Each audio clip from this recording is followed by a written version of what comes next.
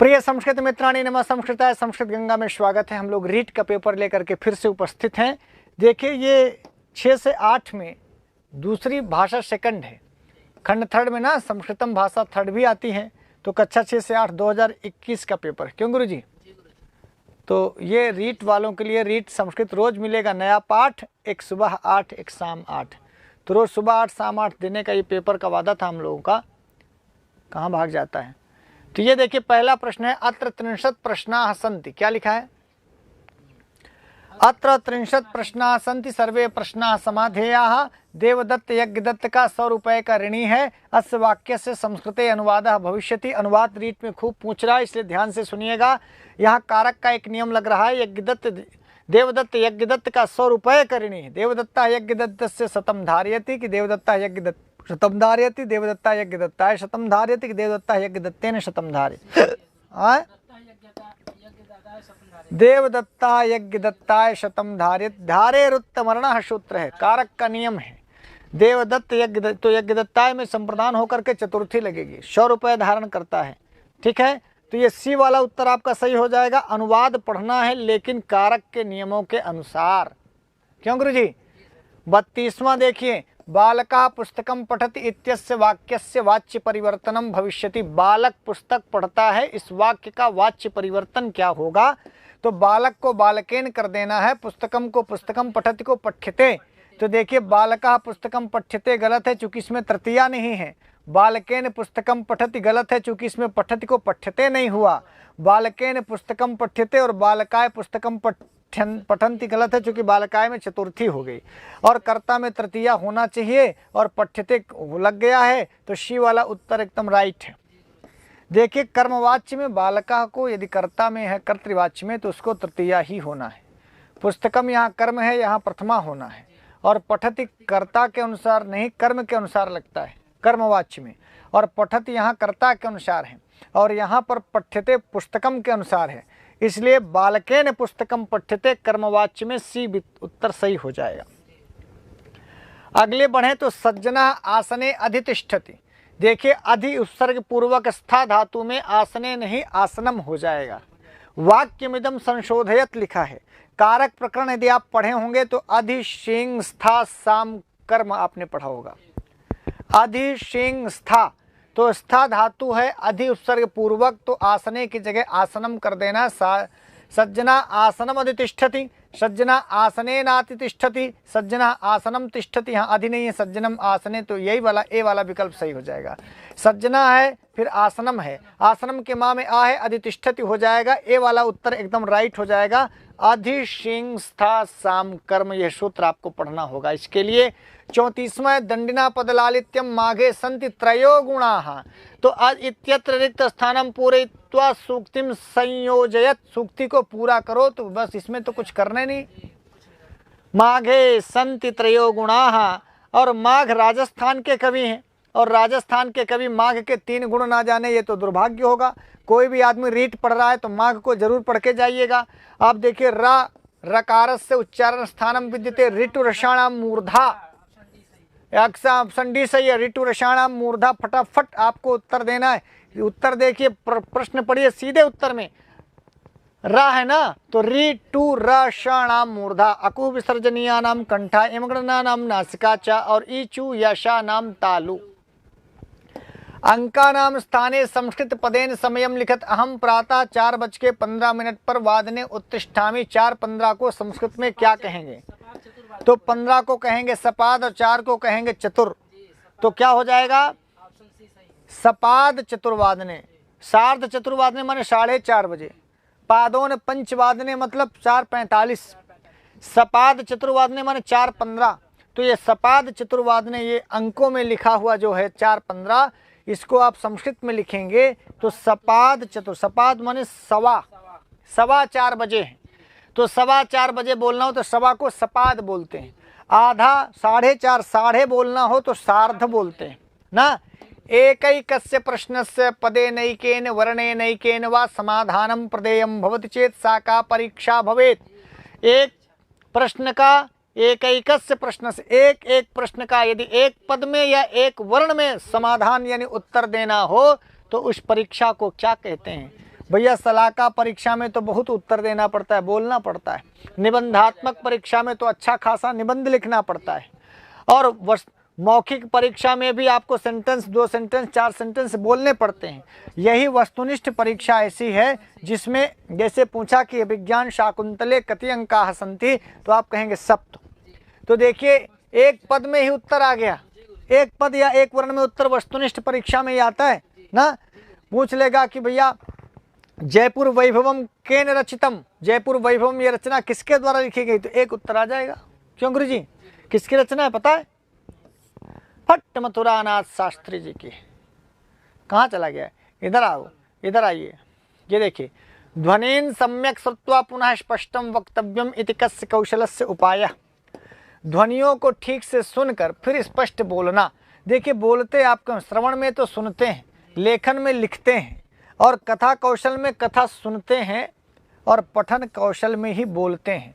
लिखा स्पष्टम वक्तव्यम, स्पष्टम वक्तव्यम, तो पठन कौशल में ही आप स्पष्ट ध्वनियों को सुनकर स्पष्ट बोलते हैं। पहले मान लो मास्टर पठन कौशल करा रहा है, तो मास्टर बोलेगा कालिदासः एकः, तो छात्र बोलेंगे कालिदासः एकः महान कवि अस्ति, महान कवि, ऐसा सुन करके बच्चे बोलते हैं। तो ये पठन कौशल का है, ठीक है ना। शिक्षक जो है पहले ध्वनियों को छात्र ठीक से सुनता है, फिर ध्वनियों को सुन करके स्पष्ट बोलता है। तो पठन कौशल जब भी गुरुजी कराते हैं तो पहले गुरुजी के ध्वनियों को सुनना, इसके बाद बोलना। अल्पमूल्येनैव सुलभम दृश्य साधनम किमस्ति, कम पैसे में सुलभ दृश्य साधन क्या है। देखो संगणक यंत्र खरीदोगे 20-25 हज़ार लगेगा, ये महंगा है। ध्वनि मुद्रण यंत्रम खरीदेंगे तब वो 2000 खर्चा होगा, टेप रिकॉर्डर वगैरह में, ये भी महंगा है। ध्वनि प्रसारण यंत्रम, अरे भाई लाउड स्पीकर वगैरह खरीदोगे ज़्यादा महंगा है। श्याम फलक खरीदोगे 1000-2500 में, 100-200 में आ जाएगा। तो श्याम फलक आपका ये दृश्य साधन है, लेकिन अल्प मूल्य नहीं, वह कम पैसे में श्याम पट्ट मिल जाता है। अब गांव में तो श्याम पट्ट मने लकड़ी फकड़ी का बना लेता, सस्ता हवा बना लेता है फ्री में। तो अल्प मूल्य नहीं सुलभम दृश्य साधनम श्याम फलकम हो जाएगा। 40वां में दूरदर्शन कार्यक्रमेषु संस्कृते अक्षरा नामकः कार्यक्रमः कस्मात् स्थानात् प्रसार्यते। कोई भी राजस्थान में रहता हो तो अक्षरा कहाँ से प्रसारित होती है इसको बताना नहीं पड़ेगा। अक्षरा संस्कृत में हमेशा जयपुर से आ रहा है। क्यों गुरुजी? जयपुरात ये प्रसार्यते। हाँ, संस्कृत शिक्षण को बढ़ावा देने के लिए दूरदर्शन कार्यक्रमों में संस्कृत का अक्षरा नामक कार्यक्रम जयपुर से आ रहा भाइयों। अब आगे देखिए, शिक्षण सूत्रेषु छात्राणाम समक्षम उदाहरणानि प्रस्तूय, उदाहरणों को प्रस्तुत करके नियमम प्रतिगमनम, नियम की ओर जाना, ये किस शिक्षण सूत्र की विशेषता है? शिक्षण सूत्रों में छात्रों के सामने पहले उदाहरण देकर तब नियम बताते हैं। इतना तो कोई भी बीएड एमएड किया होगा तो जान जाएगा। आगमन से निगमन की ओर जाते हैं, पहले उदाहरण फिर नियम। निगमन माने आप नियम समझ लो, है ना। तो उदाहरण से नियम की ओर जाना, ये आगमन से निगमन की ओर जाने के लिए है। श्रवण भाषण पठन कौशलानां मूल्यांकनम कया परीक्षया कर्तुम शक्यते। श्रवण भाषण पठन कौशल मूल्यांकन ये किस परीक्षा के द्वारा होता भैया? मौखिक परीक्षा के द्वारा होता है। देखिए सुनना भी हो जाए, भाषण बोलना, पढ़ना भी, और कौशल, इन सभी कौशलों का। श्रवण भाषण पठन, श्रवण भाषण पठन। अब लेखन होता तो लिखित परीक्षा लेते। सुनना कैसे सुनता है, कैसे बोलता है, कैसे पढ़ता है, ये हम सब मौखिक परीक्षा के द्वारा जांच सकते हैं, पढ़वा लेंगे। पठन कौशल पता चलेगा, बोलेंगे बोलो कुछ बोलो, इस विषय पर कुछ बोलो, तो भाषण कौशल पता चल जाएगा, है ना। और मैं कुछ बोल रहा हूँ, इसको सुन के फिर से उच्चारण करो। तो हम कुछ बोलें, सुन के बोलेगा तो श्रवण का, उसके श्रवण कौशल का परीक्षण हो जाएगा। तो मौखिक परीक्षा के द्वारा हम श्रवण भाषण पठन इस सभी का मूल्यांकन कर सकते हैं। क्यों गुरुजी? जी सर। अब लिखा है कि अधोलिखितम अपठितम श्लोकम आधारीकृत्य निम्नलिखिताः 43 से 48 प्रश्नाः समाधेयाः। शौर्यादिदैवत विहार वनस्थलीयम एषा कवेश्वर गिरां वररंगभूमिः अत्युत्तमा च बलिनां कशपट्टिकेयं श्री चित्रकूट नगरी ननु दर्शनीया। ये हमारी नगरी है, श्री चित्रकूट नगरी ननु दर्शनीया। ये चित्रकूट नगरी बहुत दर्शनीय है, जहाँ शौर्यादि दैवत भगवान भगवान राम यहाँ निवास किए थे। जो कवीश्वर माने कवियों के बड़े बड़े कवीश्वर लोग माने यहाँ पर रहे हैं, वानर भी रहे हैं, वानर भालू अभी भी वहाँ पर हैं। अत्युत्तमा च बलिनाम कशपट्टिकेयम, कहता भैया अत्युत्तमा इत्यत्र का संधि, अति धन उत्तमा करेंगे, अत्युत्तमा बनेगा, अति के ती के स्थान पे ई के स्थान पर उ या हो जाएगा। तो आप ऐसा विग्रह कर लो, अति उत्तमा, अति के ता में जो ई है उस ई के स्थान पर या कर लेंगे और या जाके उ में मिल जाएगा, अत्युत्तमा बनेगा, इको यण से यण संधि हो जाएगी। क्यों गुरु जी? और इसमें लिखा है कि दर्शनीय इत्यत्र का प्रत्यय देखो, अनियर के बाद टाप लगा है, तो दृश्य धातु से अनियर लगाएंगे तो दर्शनीय बनेगा, टाप लगा देंगे स्त्रीलिंग बनाने के लिए तो दर्शनीय बनेगा। प्रत्यय पढ़ करके जाना है, प्रत्यय पढ़ के जाना भैया, नहीं गड़बड़ा जाएगा। प्रत्यय पढ़ के जाइए। 44 नंबर में आपसे प्रत्यय पूछा गया है ना। अब देखिए ये आरपीएससी की किताब है, आपको बता दूं बार बार, संस्कृत ये चेतक हल प्रश्न पत्र है। स्कूल लेक्चरर ग्रेड 1, 2, 3 प्राध्यापक परीक्षा सभी के इसमें पेपर हैं। इस चेतक को आप पढ़ सकते हैं, चाहे फर्स्ट ग्रेड दे रहे हो, सेकंड ग्रेड दे रहे हो, थर्ड ग्रेड दे रहे हो, सभी के लिए सारे पेपर हैं। ये किताब भी वहीं की है। अब लिखा है इसमें कि श्लोकेस्मिन् प्रयुक्तस्य छंदसः नाम किम, तो ये उक्ता वसंत तिलका तब जा जगौगः, तो श्लोकेस्मिन् प्रयुक्तस्य छंदसः नाम किम, तो जब ये आप श्लोक पढ़े श्री चित्रकूट नगरी ना, तो उक्ता वसंत तिलका तब जा जगौगः, यही है ना। तो आप इसको पढ़ें, एक एक चीज पढ़ेंगे तो हाँ क्या है, श्री चित्रकूट नगरी ननु दर्शनीया, शौर्यादि दैवत विहार वनस्थलीयम, एषा कवेश्वर गिरां वर रंग भूमि, अत्युत्तमा च बलिनाम कशपट्टिकेयम, श्री चित्रकूट नगरी ननु दर्शनीया। अब देखिए पूछा ऊपर श्लोकेस्मिन् प्रयुक्तस्य छंदसः नाम किम, तो इसमें छंद का नाम है वसंत तिलका। विहार वनम इत्यत्र समास विग्रह, देखो विहारस्य वनम भी हो सकता है, लेकिन विहाराय वनम, विहार करने के लिए वन, विहार करने के लिए वन, ऐसा विहाराय वनम भी कर सकते हैं। विहार का वन में थोड़ा सा ना, देखो विहार वनम ये है कि विचरण करने के लिए वन, तो के लिए वाला अर्थ चतुर्थी में आता है, इसलिए विहाराय वनम ज्यादा उत्तर सही है। नहीं तो ज्यादातर लोग विहारस्य वनम मार देंगे ना, तो ये विहार का वन ऐसा नहीं है, विहार के लिए वन, तो विहार वनम में आप ए वाला लगाइए। श्लोकेस्मिन का अलंकार प्रयुक्तः, तो इस रूपक अलंकार श्री चित्रकूट नगरी दर्शनीया में रूपक अलंकार, माहेश्वर सूत्रे सुशल वर्णानाम क्रमः विद्यते,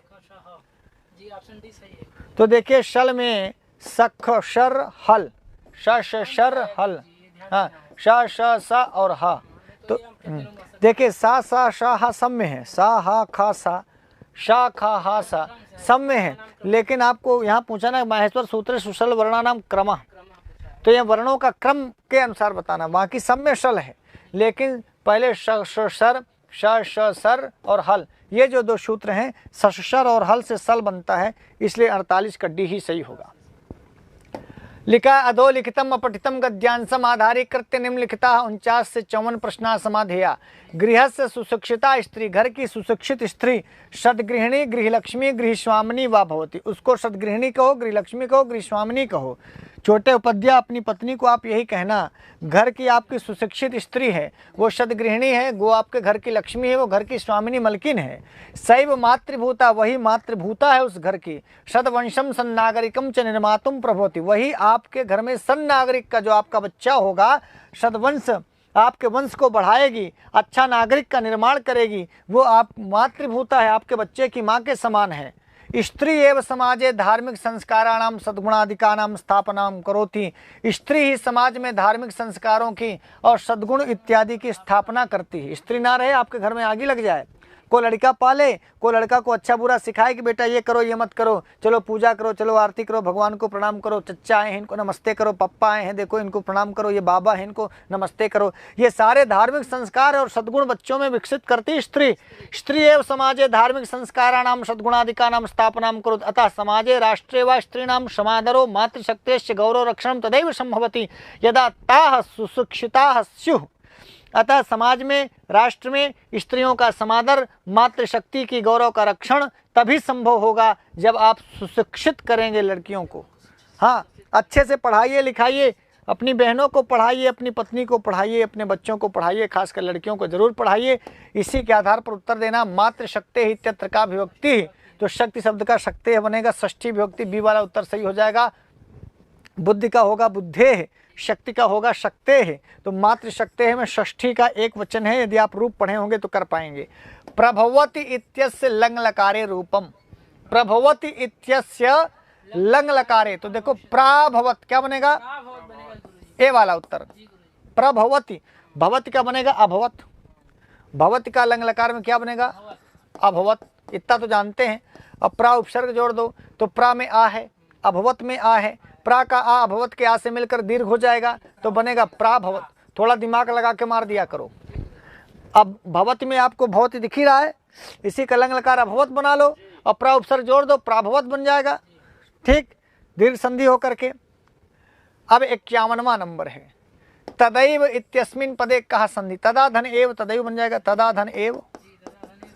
आ के बाद ए आया है, आई हो जाएगा, तदैव बन जाएगा, वृद्धि रेची हो जाएगा। क्यों क्यों गुरु जी? वृद्धि रेची संधि क्या, वृद्धिरादेश से वृद्धि संज्ञा होती है और वृद्धि रेची सूत्र से आ के बाद ए आने पर आई होकर के वृद्धि संधि हो जाएगी। शिव वाला उत्तर आंख मूंद के मार दो, लेकिन गोला आंख मूंद के नहीं करना है, आंख खोल के गोला भरो, लेकिन आंख मूंद के गोला मारो। निर्मातुम में देखो तस्मिन पदे प्रत्यय, तो ये दिख ही रहा है तुम, तो तुम नहीं, तुम नहीं, तुम भी नहीं, तुम। देखो सारा विकल्प दिया है, यदि आप तुम देख को मारेगो तो बी वाला मार दोगे, गड़बड़ा जाएगा। प्रत्यय तुमुन है, ना कि संज्ञा होती है। तुमुन में डी ही उत्तर लगाना भैया। तो देखो लिखा ना तुम, तुम, तुमुन, विकल्प बड़ा गड़बड़ा दिया, हचपचा जाओगे। रीट वालो सावधानी हटी दुर्घटना घटी, सावधानी हटी हाँ, तो दुर्घटना ना घटने पाए। देखिए भैया, दुर्घटना घट जाएगी, फेल हो जाई हो, बाप गरियाई अलग, इतना पैसा खर्चा करे हो, शादी ब्याह रुक जाएगा। बिल्कुल सही करें, आप झेल रहे हैं उस बात को, हम समझ रहे हैं, बड़ा कष्ट होता है। गृह लक्ष्मी इत्यत्र समासा अस्ति, अब यही भाव बहुब्रीहि द्वंद्व और तत्पुरुष। देखिए गृह लक्ष्मी का मतलब होता है घर की लक्ष्मी, अब घर का संस्कृत होगा गृहस्य, तो गृहस्य लक्ष्मी, गृह लक्ष्मी तत्पुरुष कर दो। गृहस्य लक्ष्मी, गृहस्य लक्ष्मी, गृह लक्ष्मी, इसी वाला विकल्प सही हो जाएगा, तत्पुरुष समास हो जाएगा। 54 नंबर आओ, समादरो इत्यस्य पदस्य संधि विच्छेदः भवति, समधन आदरः, वाह, सम उपसर्ग है, सम उपसर्ग है, आदरः समादरः बन जाएगा, राइट है, समधन आदरः। मनुते इत्यत्र क्रियापदे कहा धातु, इस मनुते, इस क्रिया मनुते, मनुते में क्या पूछ रहा है, धातु। मा धातु होगी नहीं, मान धातु भी नहीं है, कौन सी धातु है, मन धातु का रूप चलेगा ना। मनुते कहाँ का है, किस धातु है, मन धातु है। मनुते, मनवाते, मनवते, क्यों, चतुर्दश माहेश्वर सूत्रेषु स्वर वर्णानाम संख्या। अब चतुर्दश माहेश्वर सूत्रों में स्वर वर्ण कितने हैं, तो भैया 9 स्वर हैं और 33 व्यंजन हैं, इतना तो सब ही जानते हैं। क्यों गुरुजी? 9 स्वर हैं और 33 व्यंजन है, आ ई उ री ली ए ओ ऐ औ, यही 9 स्वर हैं। संस्कृत भाषा शिक्षणस्य प्रथमं सोपानम भवेत्, संस्कृत भाषा शिक्षण का प्रथम सोपान क्या होगा, धातु रूपाणाम शब्द रूपाणाम चरटनम, श्लोकानाम स्मरणम, संस्कृत संभाषणम, व्याकरणावगमनम। देखिए संस्कृत भाषा का शिक्षण करना है तो उसका पहला सोपान है कि धातु रूप शब्द रूप बाद में रटें। बिना धातु रूप शब्द रूप रटे भी आप संभाषण कर सकते हैं, इसलिए संस्कृत संभाषण ही संस्कृत भाषा शिक्षण का सर्वप्रथम सोपान है। 1 नंबर का सोपान है। देखिए बीमार हो गए, उनको ठीक कर दीजिए। संस्कृत संभाषण समझ में आया? आप देखिए सूत्र विधौ, सूत्र विधौ सूत्राणाम मुख्योद्देश्यम किम। देखिए सूत्र विधि पाणिनि का अष्टाध्यायी ले लो, उसमें सूत्र है। तो आप घटे समुद्र पूर्णम का मतलब हुआ घड़े में समुद्र भरना, गागर में सागर भरना। अब आप देखिए सूत्र विधि में आप बहुत बड़ी बात को थोड़े में कह सकते हैं। जैसे इको ने उदाहरण है, इक के स्थान पर यण हो जाए अच के आने पर, ये इतना बड़ा सेंटेंस है। इक के स्थान पर माने ई उ री ली के स्थान पर यावा राला हो जाए, यदि आगे आ ई उ री ली ए ओ ऐ औ आए तो इतना, ये घड़ा क्या है, घड़ा है इको एनच, और समुद्र क्या है, इतना बड़ा अर्थ। तो सूत्रों में अर्थ ज़्यादा होता है और सूत्र छोटे होते हैं, तो छोटे में बड़ी बात कह देना यही है घटे समुद्र पूर्णम, माने गागर में सागर भरना। तो भैया सूत्रों का मुख्य उद्देश्य है कि गागर में सागर भरा जाए। पहले के ऋषि मुनि छोटी सी बात को, अल्प बात को, बड़ी बात को छोटे में कहते थे। या भाषा अध्यापनीया सा स्वमाध्यमेन बोध, जो भाषा पढ़ाई जाए उसी माध्यम से पढ़ाई जाए। जैसे संस्कृतम संस्कृत माध्यमेन, संस्कृत को संस्कृत माध्यम से पढ़ाया जाए। आंग्ल भाषा आंग्ल माध्यमेन, आंग्ल भाषा आंग्ल माध्यम से पढ़ाई जाए। कस्य विधेय गुणा हस्ति, ये किस विधि का गुणा, देखिए प्रत्यक्ष विधि। प्रत्यक्ष विधि यही है, जैसे आपको सेव पढ़ाना है तो कहें सेव दिखाए, कहिए कि सेवम। केला दिखाइए केला, और कहिए कि भैया कदली फलम, कदली फलम। अनार दिखाइए अनार, कहिए दाडिमम, दिखाइए फिर बोलिए, यही है प्रत्यक्ष विधि। कैसी है प्रत्यक्ष विधि। तो अब आप आखिरी क्वेश्चन के पड़ाव पर आ गए हैं। 60वां प्रश्न है कि रुचे है सिद्धांत संदर्भे यावत् छात्रेषु सक्रिय रुचि न भविष्यति तावत् शिक्षकस्य सर्वोत्तमं कार्यं पूर्णं न भविष्यति। रुचि सिद्धांत के संदर्भ में जब तक छात्रों में सक्रिय रुचि नहीं होगी तब तक शिक्षक की सर्वोत्तम कार्य पूर्ण नहीं होगा। इति केन पाश्चात्य विदुषा कथितम, यह बात किस पाश्चात्य विद्वान ने कही है। अब पाश्चात्य विद्वान है ये तो बड़ा गड़बड़ा दिए, पाश्चात्यों को कभी पूछना नहीं चाहिए। कौन सा उत्तर सही होगा भैया, पिंडसेट महोदय ने। देखिए यह बात जो कही है ये पिंडसेट महोदय का, तो ए वाला विकल्प हो जाएगा। 60 प्रश्न आपने पढ़ लिया। प्रतिदिन 30-30 प्रश्न हम आपको लेकर के आते हैं। रीट वाले सावधान रहिए, रोज सुबह 8 शाम 8 बजे आपके लिए पेपर आते रहेंगे जब तक आपकी परीक्षा नहीं। पुराने पेपर को हल करें, चाहे वो कक्षा 1 से 5 का हो, चाहे 6 से 8 का हो। आज के लिए इतना ही। नमः संस्कृताय।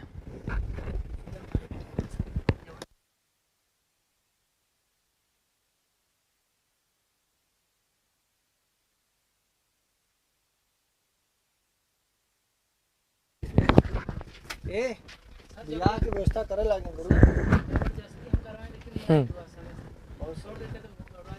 फिर से तो पढ़ाएंगे ना।